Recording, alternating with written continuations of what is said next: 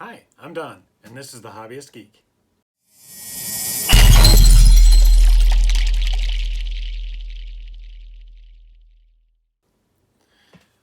Well, today we are going to be continuing the R2 build. We have issue 11 right here.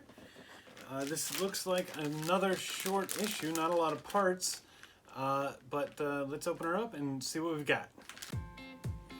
So here are the parts we have for today's issue. Not much here. We've got the dome support rod, the dome frame, and a ton of screws and nuts. It looks like the only thing we're actually going to be assembling today is going to be this dome frame. So let's just get right on that. Alright, for this one, we're going to be continuing the dome frame here. And just like the last issue, this one's actually going to go just to the right next to this gap. It's going to go underneath, just like this, and you'll attach it the same way as in the last issue with 2 long silver screws and 2 of the smaller nuts.